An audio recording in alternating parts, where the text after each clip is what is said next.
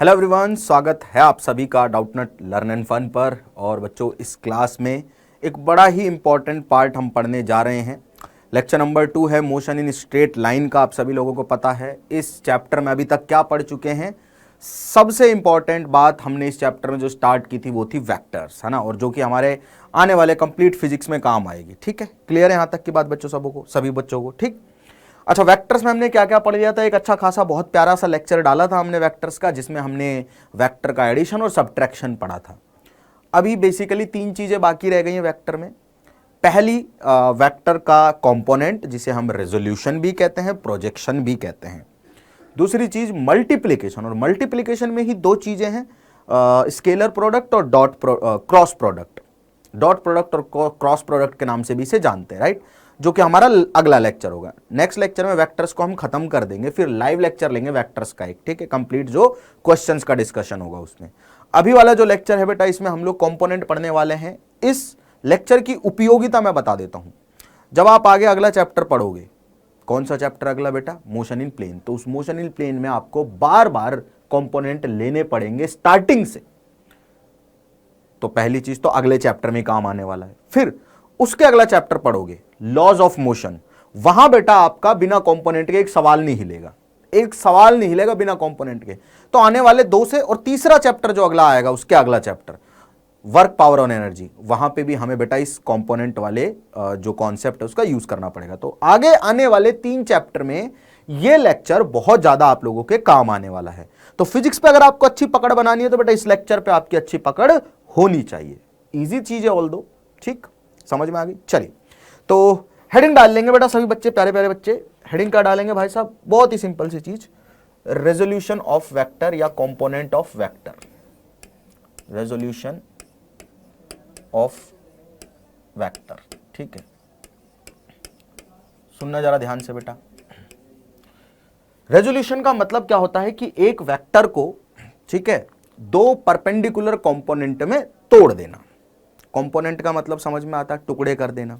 जैसे अगर मैं आप लोगों से एक छोटी सी बात पूछूं, ठीक है, क्या छोटी सी बात पूछूं कि बेटा मान लीजिए हॉरिजॉन्टल के साथ में, ठीक है ना, या आप ऐसे मान लीजिए कि एक वेक्टर ऐसे था 3 यूनिट का और एक वेक्टर ऐसे था 4 यूनिट का, ठीक है। तो इनका रिजल्टेंट आ रहा था ऐसे 5 यूनिट, है ना। दोनों के दोनों वेक्टर एक दूसरे से 90 डिग्री पे एक्ट कर रहे हैं। तो इनका रिजल्टेंट कैसे निकलेगा बेटा? रिजल्टेंट निकलेगा पहले वेक्टर के मैग्नीट्यूड के स्क्वायर प्लस दूसरे मैग्नीट्यूड वेक्टर के मैग्नीट्यूड के स्क्वायर का अंडर रूट। तो 9 का स्क्वायर प्लस 16 का 4 का स्क्वायर हो जाता है रूट में 25, विच इज 5 यूनिट, ठीक है। मतलब कि इन 2 वेक्टर से एक वेक्टर बना। इसका मतलब यही तो है ना कि 2 वेक्टर से आप एक वेक्टर बना सकते हो। इन दोनों की जगह आप इसे लिख सकते हो 5 यूनिट को एक सर्टेन एंगल पे, ये जो भी एंगल होगा, ऐसा कर सकते हो। अरे इन दोनों का रिजल्टेंट है ना ये। इसका मतलब या तो आप x डायरेक्शन में और y डायरेक्शन में 3 और 4 यूनिट के वेक्टर बना दो, या आप x के साथ में किसी अल्फा एंगल पे, जो अल्फा निकल जाएगा, पता है ना अल्फा में tan अल्फा कैसे लिखते थे बेटा? tan अल्फा लिखेंगे ये वाली साइड जो कि 4 है डिवाइडेड बाई ये वाली साइड जो कि 3 है, ऐसे लिख सकते थे, सभी को पता है। तो बेसिक सी बातें हैं। तो या तो आप 5 यूनिट का एक वेक्टर बना दीजिए, tan जो एंगल है 4/3 पे एक्स एक्सिस के साथ में 5 यूनिट का वेक्टर बना दीजिए, या फिर आप 4 और 3 के 2 वेक्टर बना दीजिए। मतलब मैं ये कहना चाह रहा हूं कि ये वेक्टर, ठीक है, और ये वेक्टर, ठीक है, बराबर है अल्फा एंगल पे जाते हुए 5 यूनिट वेक्टर के, है या नहीं है? इन दोनों का ही तो रिजल्टेंट है ये, इन दोनों का ही तो रिजल्टेंट है ये। तो या तो आप 2 परपेंडिकुलर वेक्टर बना लो या फिर एक वेक्टर बना लो। मतलब 2 वेक्टर से हमने अभी तक एडिशन करके एक वेक्टर बनाना सीखा है। अब हम इसका जस्ट उल्टा प्रोसेस करेंगे, एक वेक्टर को 2 परपेंडिकुलर कंपोनेंट में तोड़ना सीखेंगे। तो 5 यूनिट वाले के अगर 2 कंपोनेंट करूंगा 90 डिग्री पे, तो 3 और 4 ही बनेंगे। बस यही सीखना है। इसका तरीका क्या होगा वो सिखाऊंगा मैं आपको इस लेक्चर में। ये ओवरऑल थ्योरी है हमारी वेक्टर्स की रेजोल्यूशन की, जो हम पढ़ने जा रहे हैं। अभी तक हमने 2 वेक्टर जो हैं किसी भी एंगल पे एक्ट कर रहे हैं, उन 2 वेक्टर का क्या निकालना सीखा? रिजल्टेंट। अब एक रिजल्टेंट को हम 2 परपेंडिकुलर डायरेक्शन में तोड़ना सीखेंगे, बस खत्म बात। 2 से 1 बनाना सीखा था अभी तक, अब उल्टा काम करेंगे। इन दोनों का ये रिजल्टेंट है और इसके ये दोनों कंपोनेंट है। क्या कह रहा हूं? इन दोनों का ये रिजल्टेंट है और इसके ये दोनों कंपोनेंट है। कंपोनेंट मतलब रेजोल्यूशन भी बोलते हैं। ठीक है जी बेटा, क्लियर है यहां तक की बात सभी लोगों को? सिंपल है, एकदम सिंपल है। तो ओवरऑल थ्योरी क्या रहने वाली है ये तो आप समझ ही गए होंगे। स्टार्टिंग करते हैं बेटा लेक्चर की यूनिट वेक्टर के साथ में, ठीक है ना। एक स्पेसिफिक केस ऑफ वेक्टर्स है जिसे हम लोग नाम देंगे यूनिट वेक्टर। क्या होता है यूनिट वेक्टर, ठीक है ना। इसके बिना कंपोनेंट्स नहीं पढ़े जा सकते हैं, ठीक बेटा। यूनिट वेक्टर का मतलब ऐसा होता है, vector whose magnitude is 1, whose magnitude is 1। Unit का मतलब क्या होता है? 1 ही होता है। यूनिटी, यूनिट का मतलब 1 होता है। तो जो अपना यूनिट वेक्टर है ये एक ऐसा वेक्टर होगा जिसका मैग्नीट्यूड 1 होगा और स्पेसिफिक डायरेक्शन होगी, ठीक है ना। इसको दिखाते हैं कैप लगा के। कैसे दिखाते हैं? कैप लगा के। जैसे कि अगर मैं कहूं कि लेट एक वेक्टर है ए वेक्टर, ठीक है ना। ये क्या है बेटा? ए वेक्टर, ठीक है। तो unit vector in direction of A vector, direction of A vector वो होगा ए कैप। क्या होगा? A cap. मतलब ए कैप जो होता है बेटा वो एक ऐसा वेक्टर होता है जो, सुन लो ध्यान से, ए कैप जो होता है या फिर कोई भी वेक्टर है उसके ऊपर कैप लगा हुआ है तो उसे हम यूनिट वेक्टर कहते हैं। वो ऐसा वेक्टर है जिसका मैग्नीट्यूड 1 है और डायरेक्शन उसी वेक्टर की डायरेक्शन में जिसका यूनिट वेक्टर देख रहे हैं हम लोग। ये ए वेक्टर क्या है? ये ए कैप क्या है? ए कैप है ए वेक्टर का यूनिट वेक्टर। तो ए कैप की डायरेक्शन तो एक ए वेक्टर की डायरेक्शन में होगी बट इसका मैग्नीट्यूड 1 होगा। और इसे दिखाएंगे कैसे? इसे दिखाएंगे A cap is equals to A vector upon magnitude of A vector. समझ में आ गया? कैसे दिखाएंगे भाई? A vector upon magnitude of A vector. ठीक है, क्लियर है। यूनिट वेक्टर क्या होता है? यूनिट वेक्टर एक ऐसा वेक्टर है जिसका मैग्नीट्यूड होगा हमेशा 1। जिसका मैग्नीट्यूड क्या होगा बेटा? हमेशा 1 होगा। अभी समझेंगे सारी की सारी स्टोरी को कैसे 1 होगा, ठीक है। अच्छा, किसी भी वेक्टर के डायरेक्शन में यूनिट वेक्टर निकालना है तो क्या करेंगे? उस वेक्टर को उसी वेक्टर के मैग्नीट्यूड से डिवाइड कर देंगे। किसी भी वेक्टर के डायरेक्शन में यूनिट वेक्टर निकालना है। ये ए कैप क्या है? ए वेक्टर की डायरेक्शन का यूनिट वेक्टर है। क्या है बेटा? ये ए कैप। ए कैप है unit vector in direction of A vector. मतलब ए वेक्टर की डायरेक्शन को प्रेजेंट करने वाला वेक्टर है ये, क्योंकि इसका मैग्नीट्यूड तो 1 होता है। मैग्नीट्यूड तो 1 होता है ना। मैग्नीट्यूड तो इसका 1 है तो इसमें सिर्फ सिर्फ क्या हुआ? डायरेक्शन हुई। तो बेटा ए वेक्टर की डायरेक्शन कहां होगी? ए कैप की डायरेक्शन में। बी वेक्टर का डायरेक्शन कहां होगी? बी कैप की डायरेक्शन में। पी वेक्टर की डायरेक्शन कहां होगी? पी वेक्टर की डायरेक्शन में। के वेक्टर की डायरेक्शन कहां होगी? के कैप की डायरेक्शन में। ए वेक्टर की डायरेक्शन ए कैप में, बी वेक्टर की डायरेक्शन बी कैप में। कोई भी रैंडम वेक्टर हो, ए वेक्टर जो है उसकी डायरेक्शन होगी ए कैप की डायरेक्शन। कोई भी रैंडम वेक्टर है उसकी डायरेक्शन उसके कैप वेक्टर की डायरेक्शन में होगी। और कैसे निकालेंगे इस डायरेक्शन वाले वेक्टर को? भाई जो वेक्टर है उसी में मैग्नीट्यूड का डिवाइड कर दो, बस खत्म बात, आ गया यूनिट वेक्टर। इतनी सी कहानी थी, दैट्स इट।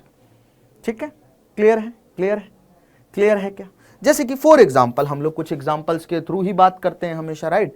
जैसे हमने कहा, क्वेश्चन हमने फ्रेम किया, लेट से क्वेश्चन हमने फ्रेम किया बेटा। क्वेश्चन क्या फ्रेम किया कि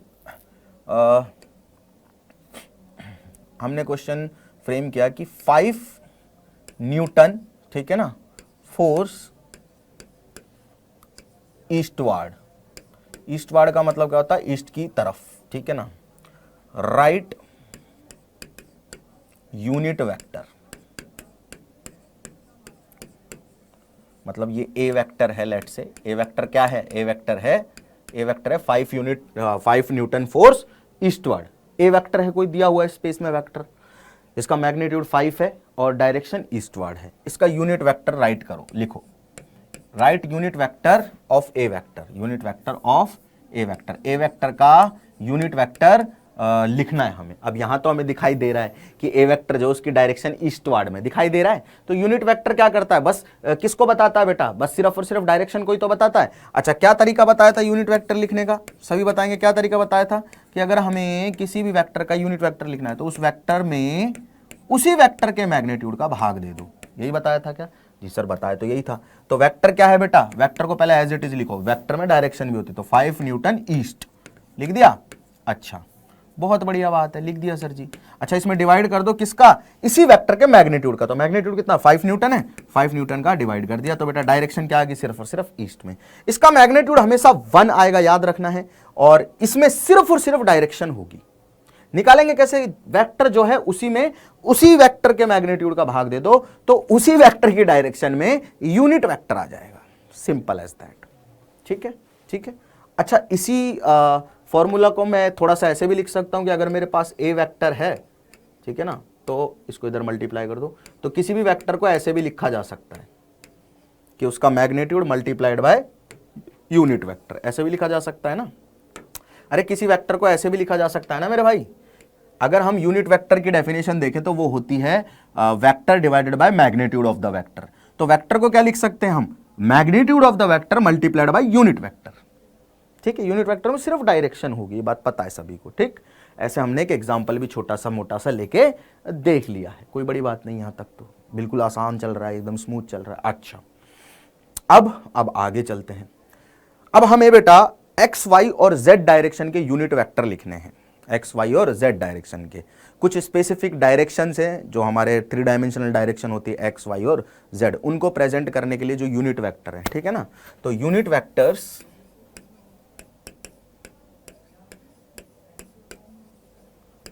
इन x y and z directions, x y और जेड डायरेक्शन को प्रेजेंट करने वाले यूनिट वेक्टर्स कौन कौन से होते हैं? एक्स वाई और जेड डायरेक्शन को प्रेजेंट करने वाले यूनिट वेक्टर कौन कौन से होते हैं? सुनना बेटा ध्यान से। एक्स डायरेक्शन का यूनिट वेक्टर होता है आई कैप, वाई डायरेक्शन का यूनिट वेक्टर होता है जे कैप, और जेड डायरेक्शन का यूनिट वेक्टर होगा के कैप। ठीक है, ठीक है, क्लियर है। अच्छा, सिमिलरली माइनस एक्स डायरेक्शन का यूनिट वेक्टर होगा माइनस आई कैप, माइनस जे वाई डायरेक्शन का यूनिट वेक्टर होगा माइनस जे कैप, और माइनस जेड डायरेक्शन का यूनिट वेक्टर होगा माइनस के कैप। ठीक है, क्लियर है। एक्स वाई और जेड डायरेक्शन के यूनिट वेक्टर है, यानी कि एक्स डायरेक्शन को दिखाना है तो हमें आई कैप से दिखाना होगा, वाई को दिखाना है तो जे कैप से दिखाना होगा। इनका मैग्नीट्यूड 1 है, ठीक है ना। ये सिर्फ डायरेक्शन को बता रहे हैं। आई कैप का मतलब है पॉजिटिव एक्स डायरेक्शन, माइनस आई कैप का मतलब है नेगेटिव एक्स डायरेक्शन, जे कैप का मतलब है पॉजिटिव वाई, जेड कैप के कैप का मतलब है पॉजिटिव जेड, माइनस जे कैप का मतलब है नेगेटिव वाई, माइनस के कैप का मतलब है नेगेटिव जेड। सिंपल, आई जे के, बस खत्म। यह है एक्स वाई जेड डायरेक्शन के यूनिट वेक्टर। जैसे कि अगर मैं यहां पे अगेन एग्जांपल लूं तो मैं कह सकता हूं, क्या कह सकता हूं कि, क्या मैं ये कह सकता हूं, सुनना जरा बेटा ध्यान से। अगर मुझे लिखना है कि 5 न्यूटन, चलो 5 बहुत हो गए, 10 न्यूटन, ठीक है ना, ए वेक्टर है कोई, ठीक है ना, इसको लिख के दिखाना है हमें यूनिट वेक्टर के फॉर्म में। ठीक है, सुनना जरा ध्यान से। अगर मैं कहूं कि आपको पहले वेक्टर को लिख के दिखाना है, ठीक है, 10 न्यूटन है टुवर्ड्स वाई डायरेक्शन, ठीक है ना, वाई डायरेक्शन की तरफ है कौन सा वेक्टर? 10 न्यूटन। तो किसी भी वेक्टर को हम क्या कर सकते हैं? मैग्नीट्यूड मल्टीप्लाइड बाय उस वेक्टर की डायरेक्शन में यूनिट वेक्टर से दिखा सकते हैं, ठीक है ना। अच्छा, अब देखो ए वेक्टर को हम कैसे दिखाएंगे? मैग्नीट्यूड कितना है बेटा ए वेक्टर का? 10 न्यूटन है, और डायरेक्शन कहां है? वाई डायरेक्शन में है, तो वाई डायरेक्शन का यूनिट वेक्टर होता है जे कैप। तो ऐसे दिखा दिया 10 जे कैप, ठीक है। वाई डायरेक्शन का यूनिट वेक्टर क्या होता है बेटा? जे कैप होता है। ऐसे ही अगर मेरे को एग्जांपल दिया जाए कि 15 न्यूटन पॉजिटिव जेड डायरेक्शन में, तो उसे मैं 15 के कैप लिख दूंगा, खत्म। 15 न्यूटन पॉजिटिव जेड डायरेक्शन में, तो मैं उसे 15 के कैप लिख दूंगा, खत्म बात, खत्म बात। ठीक है, ये होगी सारी चर्चा यूनिट वेक्टर की। अब डालो component of vector, time waste नहीं करते हैं भाई, कंपोनेंट ऑफ वेक्टर डाल दीजिए फटाफट फटाफट। कंपोनेंट ऑफ वेक्टर्स, कि वेक्टर्स जो हैं कंपोनेंट कैसे बनाए जाते हैं उनके, ठीक है। अभी सीखा था ना, क्या सीखा था रेजोल्यूशन ऑफ वेक्टर में, कि कोई भी दो वेक्टर हैं तो एक उनका रिजल्टेंट आता है, तो एक रिजल्टेंट को दो परपेंडिकुलर वेक्टर में तोड़ा जा सकता है, ठीक है ना। तो कंपोनेंट का मतलब क्या है? कंपोनेंट का मतलब है कि एक वेक्टर का दो परपेंडिकुलर डायरेक्शन में क्या लेना है, रेजोल्यूशन करना है या प्रोजेक्शन लेना है। कंपोनेंट का मतलब क्या है कि एक वेक्टर का दो परपेंडिकुलर डायरेक्शन में प्रोजेक्शन लेना है, बस that is component of vector, nothing else.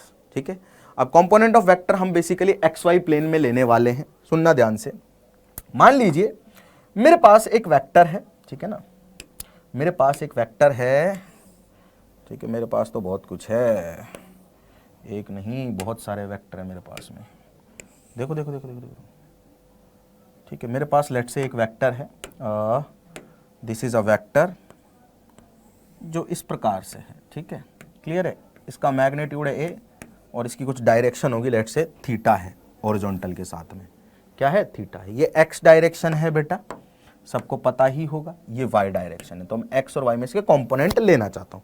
Component का मतलब है प्रोजेक्शन। क्या मतलब है कंपोनेंट का, प्रोजेक्शन। प्रोजेक्शन का मतलब होता है कि वेक्टर पे लाइट मार के देखिए, क्या मार के देखिए, लाइट मार के देखिए। तो अगर ऐसे कोई लाइन है बेटा, ध्यान से सुनना, अगर ऐसे कोई मैंने लाइन को पकड़ा हुआ है, ठीक है, अगर मेरे से कहा गया कि इसका एक्स डायरेक्शन में कंपोनेंट कितना है, तो मुझसे पूछा जा रहा है कि इसका एक्स डायरेक्शन पे प्रोजेक्शन क्या है। तो प्रोजेक्शन का मतलब होता है अगर मैं ऊपर से लाइट डालूंगा, ऊपर से अगर मैं लाइट डालूंगा तो ऐसे कुछ इसकी परछाई बनेगी, ए इतनी लेंथ की। वेक्टर तो ऐसे है बट इसकी परछाई सिर्फ इतनी लेंथ की बनेगी, देख लो, ऊपर से लाइट मारोगे तो सिर्फ इसकी परछाई इतनी लेंथ की बनेगी, तो यही है इसका एक्स डायरेक्शन का कंपोनेंट। ठीक है बेटा, वेक्टर का कंपोनेंट का मतलब है उस एक्सिस पे प्रोजेक्शन ले लो, मतलब ऐसे रखा हुआ वेक्टर, ऊपर से लाइट डालो तो ये वाला एंड यहां आएगा एक्स एक्सिस पे, ये वाला एंड यहां आएगा, तो जो भी इसकी परछाई की लेंथ है ना, वो इस वेक्टर का एक्स डायरेक्शन पे प्रोजेक्शन है, यानी कि एक्स डायरेक्शन क्या लूं, कंपोनेंट है।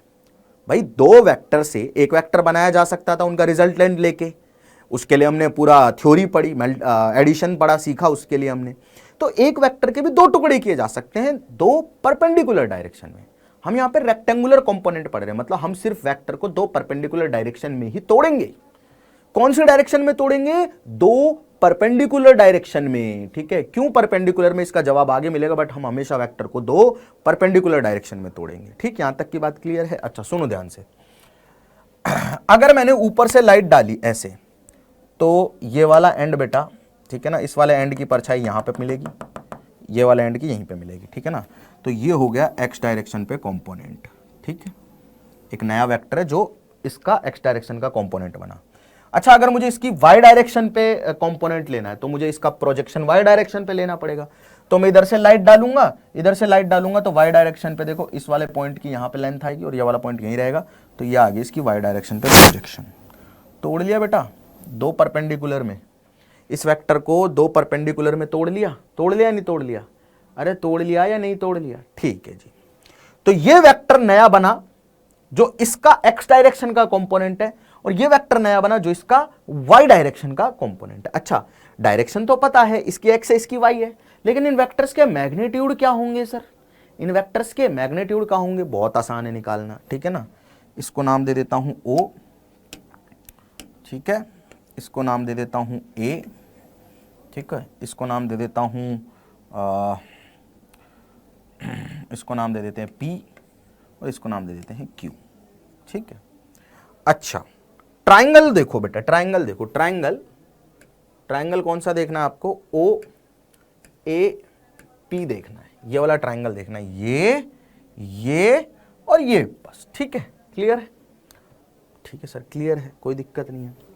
इसमें अगर मुझे ओपी निकालना है, मुझे देखो हाइपोटेनस तो पता है, ये परपेंडिकुलर है, ये बेस है, तो हाइपोटेनस बेस परपेंडिकुलर, मुझे क्या पता है बेटा, मुझे पता है ये हाइपोटेनस, मुझे बेस निकालना है, तो हाइपोटेनस और बेस किस फॉर्मूला में आते हैं, कॉस थीटा में, तो मैं कॉस थीटा लिखूंगा क्योंकि मुझे एंगल थीटा पता है।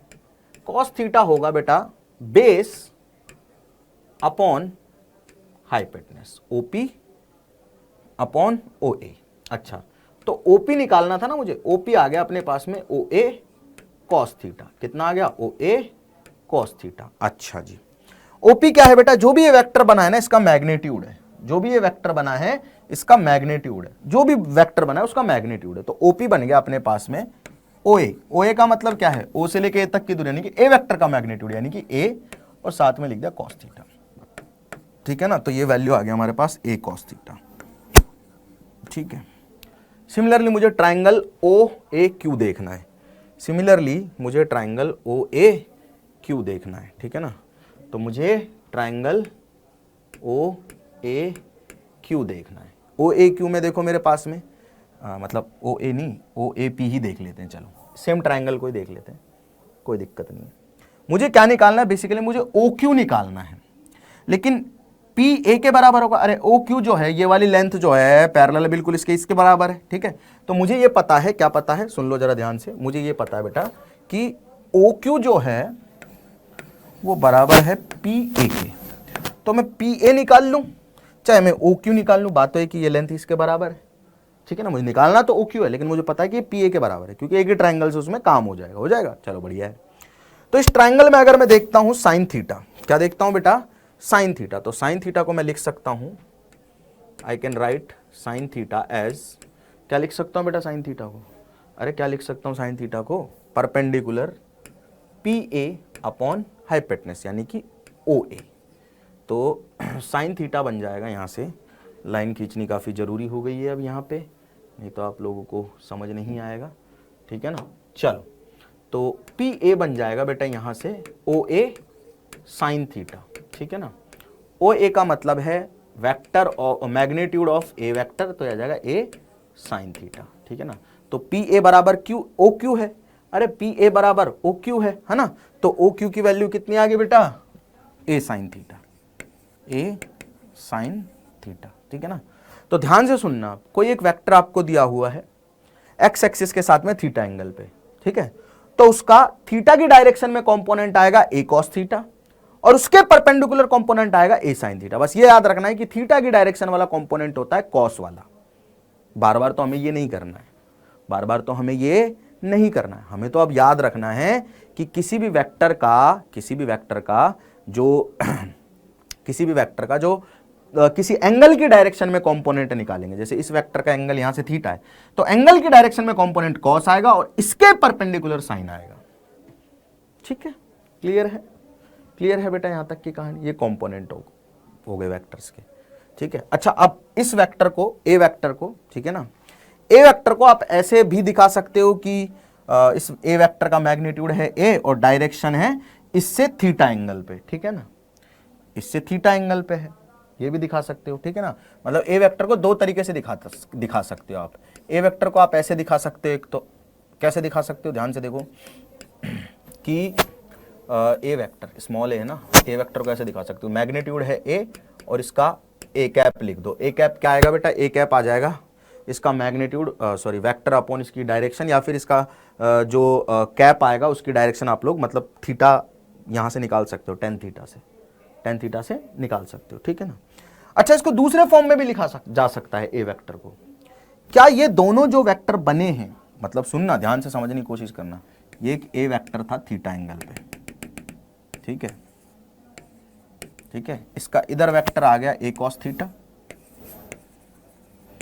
और इसके परपेंडिकुलर वाला कंपोनेंट आ गया ए साइन थीटा, ठीक है।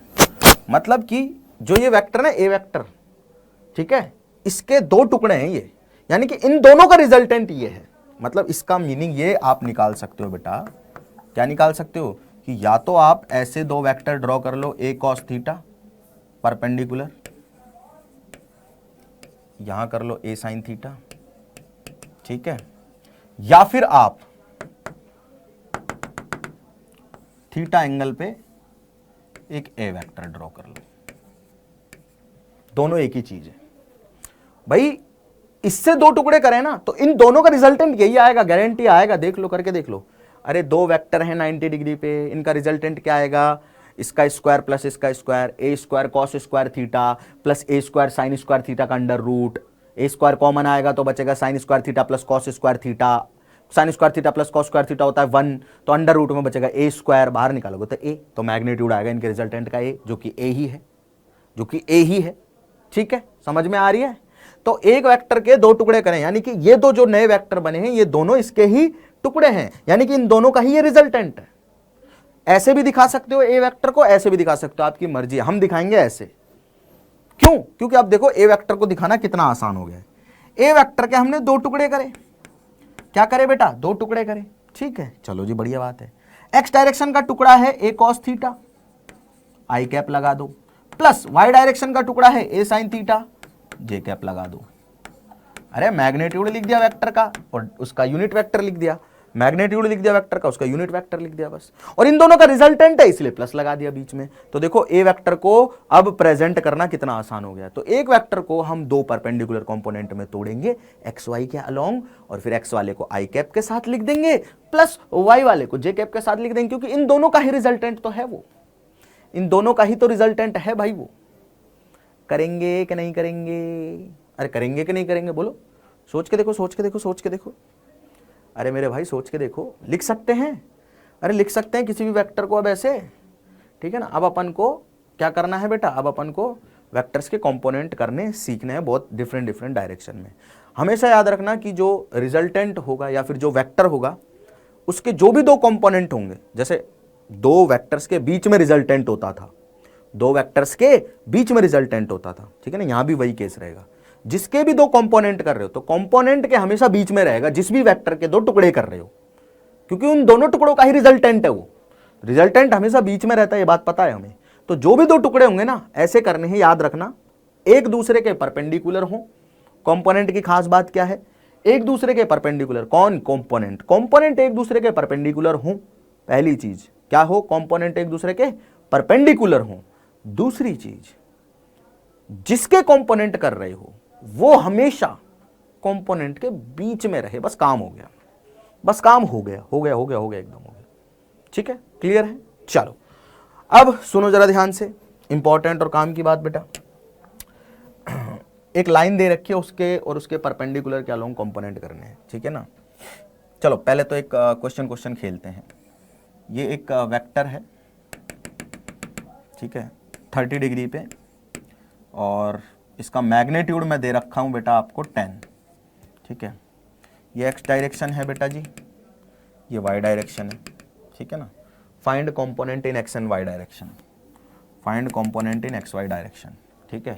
और इस वेक्टर को कंपोनेंट मतलब वेक्टर फॉर्म में भी प्रेजेंट करो। मतलब क्या है, सवाल ये है कि right component in x and y direction, also present in vector form। मतलब वेक्टर बना के भी लिखना है। अभी तो ए वेक्टर को लिख पाना बड़ा मुश्किल है, ठीक है, लेकिन हम लोग जब कंपोनेंट फॉर्म यूज करेंगे तो बड़ा आसान हो जाएगा, ठीक है। देखो बेटा, किसी भी वेक्टर का थीटा की डायरेक्शन में कंपोनेंट होता है कॉस वाला, ठीक है ना। तो मैग्नीट्यूड कितना है 10 और साथ में कॉस थीटा, ठीक है ना। अरे यही तो सिखाया था ना बेटा अभी कि ए वेक्टर का थीटा के डायरेक्शन में कंपोनेंट होता है ए कॉस थीटा, लिख दिया। अब इसके परपेंडिकुलर वाला होगा साइन, अभी आ जाएगा 10 साइन 30, ठीक है। अच्छा, तो 10 कॉस 30 आ गया एक्स डायरेक्शन में, ठीक है ना। तो एक्स का कंपोनेंट कितना आ गया 10 कॉस 30, कॉस 30 होता है √3/2, तो आ गया 5√3। और y डायरेक्शन का कंपोनेंट आ गया 10 साइन 30, साइन 30 होता है 1/2, इट इज 5 आ गया, ठीक है। अच्छा, अब अगर मुझे लेट से कोई ए वेक्टर प्रेजेंट करना है, कोई ए वेक्टर प्रेजेंट करना है, तो ए वेक्टर का x कंपोनेंट कितना है 5√3, तो 5√3 आई कैप प्लस 5 जे कैप। देखो कितना सुंदर दिख रहा है ना यहाँ पे। ये 10 यूनिट का वेक्टर जो एक्स एक्सिस के साथ थीटा एंगल पे है, ये बोलने वाली भाषा है। मैथमेटिक्स में इसको ऐसे लिखा जाएगा, फिजिक्स में इसे ऐसे लिखा जाएगा, ठीक है, क्लियर है? बिल्कुल बच्चों, मेरे बच्चों, बिल्कुल क्लियर होना चाहिए, ठीक है, क्लियर है ना बेटा, सब कुछ क्लियर होना चाहिए, ठीक। अच्छा, अब जो आगे आने वाली चीजें ना उनको मैं पहले ही थोड़ा थोड़ा रिलेट करवा देता हूं ताकि आगे आपके लिए चीजें बहुत चमन हो जाए, ठीक है ना। गलत नहीं समझना है, बस चमन कर रहा हूं, ठीक, ठीक है। यह एंगल है 30 डिग्री, ठीक है। एक फोर्स लग रहा है किसी पॉइंट पे इस तरह से 10 न्यूटन का, ठीक है। ये पॉइंट है O, ये पॉइंट है A। बेटा मैंने आपसे क्या कहा कि हम वेक्टर के कंपोनेंट जो भी करते हैं वो परपेंडिकुलर होने चाहिए एक दूसरे के। अब वो ऐसे एक्स वाई में भी हो सकते हैं, ऐसे भी हो सकते हैं, ऐसे भी हो सकते हैं, ऐसे भी हो सकते हैं, ऐसे भी हो सकते हैं, ऐसे भी हो सकते हैं, ऐसे भी हो सकते हैं, ऐसे भी हो सकते हैं, कैसे भी हो सकते हैं, किसी भी डायरेक्शन में हो सकते हैं। बस दोनों के बस दोनों के एंगल एक दूसरे के साथ 90 होना चाहिए, मतलब दोनों एक दूसरे के परपेंडिकुलर होनी चाहिए, दोनों एक दूसरे के परपेंडिकुलर होने चाहिए। अभी तक तो हमने एक्स वाई में पढ़े हैं, पर जरूरी थोड़ी कि वेक्टर को हमेशा एक्स और वाई में ही परपेंडिकुलर डायरेक्शन में किया जाए।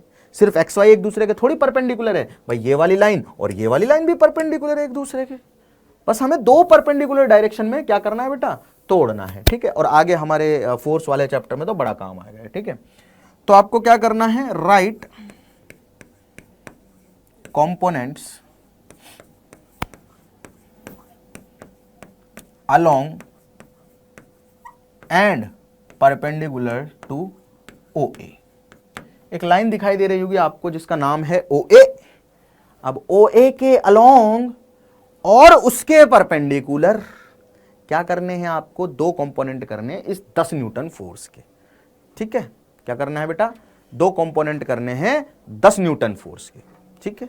कैसे करेंगे देखो ध्यान से सुनो, ये हमें एक लाइन दिखाई दे रही है, ठीक है, तो इसको हमारी एक्स एक्सिस मान सकते हैं, अगर नहीं भी है तो भी क्या फर्क पड़ रहा है, लेकिन इसके परपेंडिकुलर लाइन खींचनी पड़ेगी हमें, ठीक है। तो हमने सबसे पहले एक परपेंडिकुलर लाइन खींच दी, ओ ए के अलोंग करना है एक कंपोनेंट और एक उसके परपेंडिकुलर करना है, ठीक है। बेटा ये एंगल है 30, इसको थोड़ा सा आगे बढ़ा रहा हूं, बुरा मत मानना, ठीक है। तो एक ट्राइंगल बन गया, ज्योमेट्री देखना अब, ये एंगल है 30, ये है 90, तो ये हो जाएगा 90 माइनस 30 यानी कि 60 हो जाएगा, 60 हो जाएगा, ठीक है। सुन लो ध्यान से, कितना हो जाएगा बेटा, ये 60 हो जाएगा। अच्छा ये वाली लाइन और ये वाली लाइन तो परपेंडिकुलर सर, अगर ये 60 है तो ये कितना हो गया, 30 हो गया। ये वाला एंगल हमें फाइंड करना था, बेसिकली लिख देता मैं कि find theta and right component, ठीक है। अच्छा अब सुनो भाई काम की बात, ठीक है ना। एक फोर्स है जो नीचे की तरफ है 10 न्यूटन का, ठीक है, उसका इस लाइन के अलोंग एक कंपोनेंट करना है और इस लाइन के अलोंग एक कंपोनेंट करना है। याद ये रखना है कि कंपोनेंट जो भी होंगे ये 10 न्यूटन उनके बीच में होना चाहिए, क्योंकि कंपोनेंट का ही रिजल्टेंट है ये, ओरिजिनल वेक्टर जो होता है कंपोनेंट के बीच में होता है हमेशा, ठीक है, क्लियर है। चलो तो भाई इसके अलोंग अगर मैं करूंगा कंपोनेंट तो एक तो इधर करना पड़ेगा, ठीक है, और एक इधर करना पड़ेगा, तभी तो दोनों के बीच में आ रहा है ये, उधर तो कर नहीं सकता बेटा, तो दोनों कंपोनेंट के बीच में आना चाहिए, तो एक अलोंग और एक परपेंडिकुलर, तो एक इधर आना चाहिए फोर्स, एक इधर आना चाहिए, ठीक है ना, क्लियर है। चलो जी अब देखो कौन किधर आएगा, कितना आएगा ये देख लेते हैं। भाई किसी भी वेक्टर का थीटा की डायरेक्शन में कंपोनेंट होता है cos थीटा, तो ये बन गया tan cos 30 और ये बन गया tan sin 30, उसके परपेंडिकुलर वाला होता है साइन कंपोनेंट, तो ये बन गया tan sin 30। तो ये दो कंपोनेंट आ गए, एक tan cos 30 आ गया, एक tan sin 30 आ गया कि नहीं आ गया, अरे सीख गए कंपोनेंट करना। तो अलोंग ओ ए कितना आ रहा है, tan sin 30, sin 30 होता है 1/2 यानी कि आ गया 5 न्यूटन, और परपेंडिकुलर टू ओ ए कितना आ गया, tan cos 30 कितना हो गया बेटा, 10 इंटू √3/2 यानी कि 5√3/2 न्यूटन, सॉरी 5√3 न्यूटन आया। अरे आया क्या, अरे आया क्या बेटा, आया क्या भाई। भाई देखो बात समझने की कोशिश करो आप लोग, अभी अगर पढ़ाई स्टार्ट नहीं करोगे तो आगे बहुत दिक्कत आएगी। अभी हम धीरे धीरे हर एक कॉन्सेप्ट को समझने की कोशिश कर सकते हैं, कोई दिक्कत हो तो उसे क्लियर कर सकते हैं, आगे जाके जब हम रिवीजन करेंगे तो ये सारी चीज़ें हमारे लिए बहुत आसान हो जाएंगी। लेकिन जो बच्चे लेट पढ़ाई स्टार्ट करेंगे उनके लिए पहला टर्म तब आ रहा होगा या पहला टर्न उनका पढ़ाई का तब आ रहा होगा जब बच्चा 2 रिवीजन मार चुका होगा। और जेईई या नीट एग्जाम की अगर मैं बात करूं तो वहां जरूरत होती है कि कितनी ज्यादा बार आप लोग चीजों को रिवाइज कर चुके हो। मेमोरी आपकी मैटर करती है, प्रॉब्लम सॉल्विंग आपकी मैटर करती है भाई। कंपटीशन है, लाखों लोग बैठ रहे हैं, 10 लाख लोग बैठ रहे हैं, बाहर निकालना है 9.5 लाख को, 50,000 को अंदर रखना है। ऑब्वियस सी बात है, अगर ऐसा करना है तो कुछ डिफरेंट चीज़ें आपसे डिमांड की जाएंगी पेपर में, और वो यही है कि आपकी मेमोरी देखी जाएगी, आपकी एनालिटिकल स्किल देखी जाएगी, आपकी प्रॉब्लम सॉल्विंग देखी जाएगी। और वो कैसे इंप्रूव होगी, जब हम टाइम देंगे, वर्क करेंगे उन चीज़ों पे। That is the time to work. करो, पढ़ाई बनाई है पढ़ने के लिए, तो पढ़ते क्यों नहीं हो यार? हैं? आया समझ में? हो गया, काम हो गया। ठीक है, अब ऐसे बहुत बहुत बहुत बहुत बहुत बहुत सारे वेक्टर्स हैं जिनके आप कंपोनेंट कर सकते हो। ठीक है, प्रैक्टिस भी कर सकते हो। ठीक है, क्वेश्चन देखो कि ये एक्स एक्सिस है। ठीक है, इससे 45 एंगल पे, ठीक है 45 एंगल पे, ठीक है, एक फोर्स लगा देते हैं इधर F। ठीक है, इसका एंगल यहाँ से 45 है। ठीक है ना, वाई डायरेक्शन में कोई फोर्स है। सुन लो ध्यान से, ये O है, अगेन ये A है। ठीक है, अब मैं कह रहा हूँ कि इस F के कंपोनेंट करो। ठीक है ना, right component of F along OA and perpendicular to OA। along OA करने हैं, perpendicular to OA करने हैं। ठीक है, ठीक है। पहले तो हमें क्या करना पड़ेगा बेटा, अगर नॉर्मल एक्स वाई एक्सिस नहीं दे रखी है तो हमें लाइन खींचनी पड़ेगी परपेंडिकुलर। बड़ी सिंपल सी बात है। ठीक है, तो इसके एक परपेंडिकुलर लाइन हमने ऐसे खींच दी। ठीक है ना, खींच दी, ये हो गई परपेंडिकुलर टू OA। ये OA है। ठीक है, तो इसके परपेंडिकुलर लाइन खींच दी। ठीक है ना, उसी पॉइंट पे खींचनी जिस पॉइंट पे फोर्स एक्ट कर रहा है, जिस पॉइंट पे वो वेक्टर एक्ट कर रहा है। बड़ी सिंपल सी बात है। और ऐसा क्यों? क्योंकि हमें उसी डायरेक्शन में कंपोनेंट्स निकालने। ठीक, अब करते हैं जी जरा कंपोनेंट। भाई किसी भी वेक्टर का थीटा के डायरेक्शन में कंपोनेंट आता है a cos थीटा, तो ये आ गया f cos थीटा। थीटा की वैल्यू 45 है और उसके परपेंडिकुलर, अब परपेंडिकुलर इधर भी हो सकता है, इधर भी हो सकता है, लेकिन मुझे इधर लेना पड़ेगा क्योंकि कंपोनेंट के बीच में होना चाहिए वेक्टर। इधर वाला लूंगा तो कंपोनेंट के बीच में कहां आ रहा है? नहीं आ रहा ना, तो इधर आ जाएगा f sin 45। बस ये आगे कंपोनेंट, बस आगे कंपोनेंट, यही है कंपोनेंट, यही है कंपोनेंट बेटा। ठीक, चलिए, तो फॉर मोर आपको प्रैक्टिस करनी पड़ेगी और अधिक जानकारी के लिए। ठीक है ना, सुन लो जरा ध्यान से, सुन लो आगे कहानी क्या है। Addition and subtraction in component form. Addition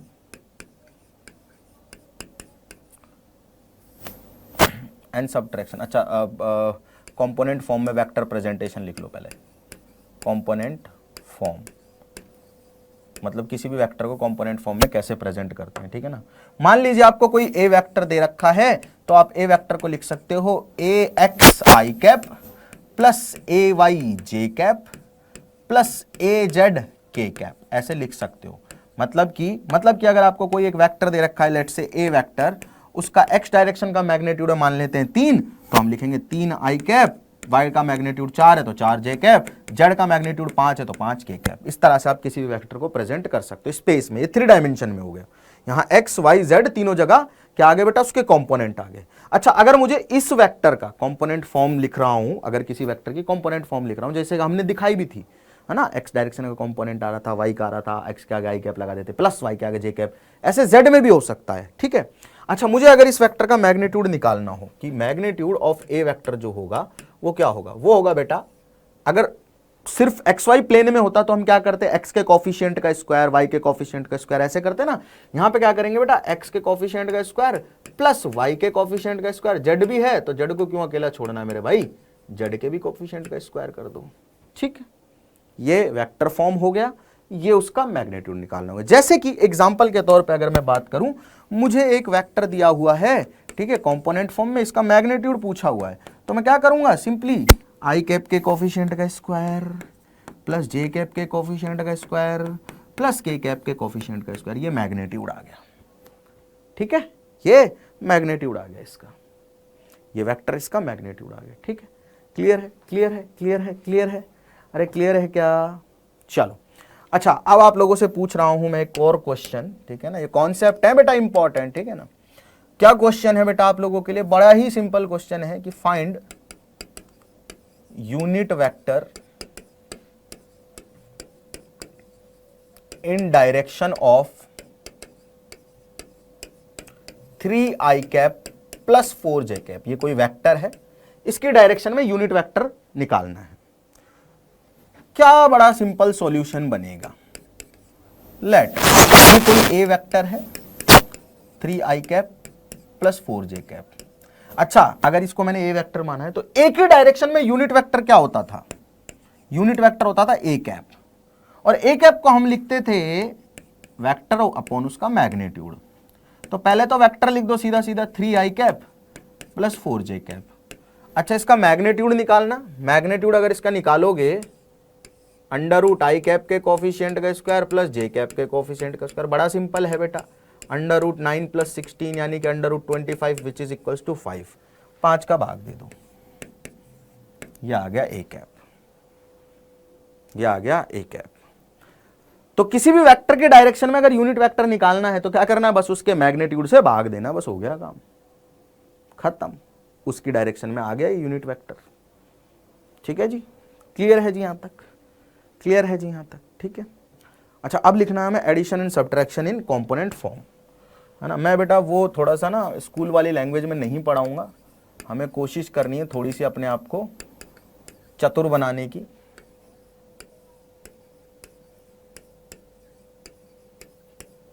है ना, बाकी चीजें सारी समझ में आएंगी।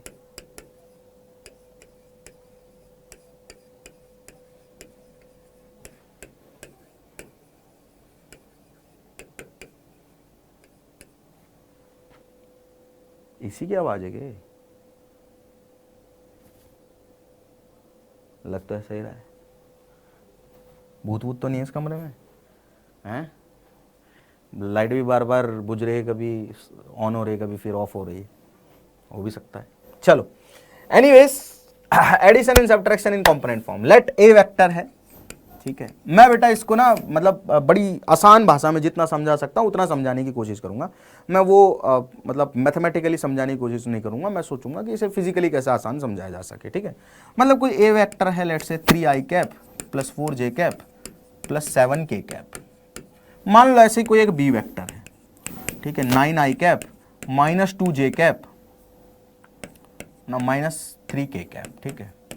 अब अगर मुझे ये कहा जाए, क्या कहा जाए कि ए वेक्टर प्लस वी वेक्टर निकालो कंपोनेंट फॉर्म में, अगर ऐसे दिया हुआ है, अगर ऐसे दिया हुआ है और एडिशन पूछा हुआ है कि ऐसे निकालो, ठीक है ना। अगर ये दिया हुआ है और एडिशन दिया हुआ है तो ऐसे निकालो। तो कैसे करेंगे, आई में आई जोड़ेंगे, जे में जे और के में के।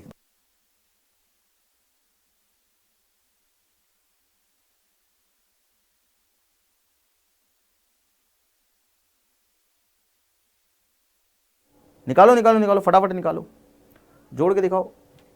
कैसे जोड़ोगे भाई, जब आपको ए वेक्टर दिया हुआ है, बी वेक्टर दिया हुआ है, ठीक है, क्या करना है, दोनों का एडिशन जब करना है तो आई कैप के कोफिशिएंट में आई कैप का कोफिशिएंट जोड़ दो, जे कैप के कोफिशिएंट में जे कैप और के कैप के कोफिशिएंट में के कैप। मतलब उसका आई 3 है, इसका 9 है, तो 3 + 9 आई कैप लिख दिया, ठीक है। प्लस प्लस उसका आई कितना है, 4 है, उसका आई कितना, -2, तो 4 में -2 जोड़ दो, तो 4 में -2 जोड़ोगे तो पता ही है तुम्हें क्या आने वाला है, प्लस 7 है -3 है, तो 7 में -3 जोड़ दो, ठीक है, के कैप आ गया।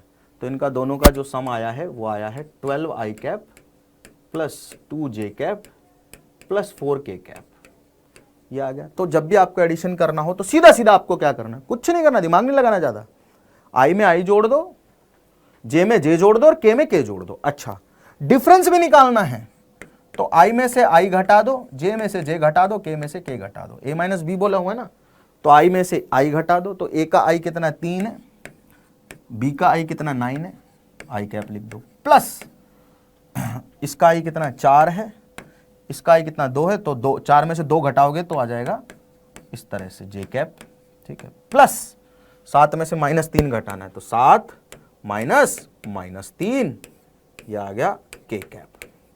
तो आ गया अपने पास में -6i cap plus 6j cap plus 10k cap.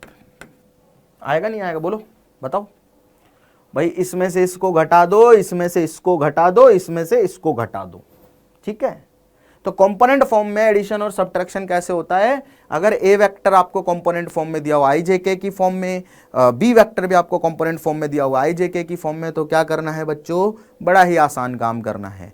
आई कैप में से आई कैप जोड़ दो, आई बी कैप जे कैप में जे कैप और के कैप में के कैप जोड़ दो, दोनों वेक्टर्स के। घटाना है तो आई कैप में से आई कैप घटा दो, बी जे में से जे और के में से के घटा दो। ठीक है, तो यहां तक लेक्चर में हमने बात जो की है बेटा वो एडिशन सब्ट्रैक्शन और साथ ही साथ यूनिट वेक्टर की है। नेक्स्ट लेक्चर में हम लोग स्टार्ट कर देंगे प्योरली वेक्टर का मल्टीप्लिकेशन और कोशिश करेंगे कि पूरा मल्टीप्लिकेशन, थोड़ा लंबा लेक्चर होगा, एक लेक्चर में खत्म हो जाए और फिर हम लोग पैरामीटर्स ऑफ मोशन स्टार्ट करेंगे। ये सारी चीजें मोशन को समझने से पहले बहुत ज्यादा जरूरी थी। ऑल्दो कई बच्चों को लगता है कि ये तो एनसीईआरटी में चौथे चैप्टर में दिया हुआ है। बेटा देखो, बिना वेक्टर्स के आप फिर मोशन इन वन डायमेंशन भी नहीं पढ़ सकते, और इसको पहले पढ़ाने का मतलब यही है कि आगे भी आने वाली चीजें आप लोगों के लिए आसान हो जाए। ठीक है, चीजें पढ़नी है चाहे किसी भी चैप्टर में पढ़ो। वैसे जेई की जब हम तैयारी कराते हैं तो इसे तो सबसे पहले चैप्टर में पढ़ाते हैं, मतलब यूनिट एंड मेजरमेंट से भी पहले यही पढ़ाया जाता है। एनीवेज, ठीक है, अगर आप लोगों को अच्छा लगा तो बाकी सभी लोगों के साथ शेयर जरूर करें, और नए हो इस चैनल पे सब्सक्राइब करो। अधिक से अधिक लोगों को बताओ कि डेली क्लासेस हमारी चल रही हैं प्रॉपर जेई और नीट के लिए। Thank you so much.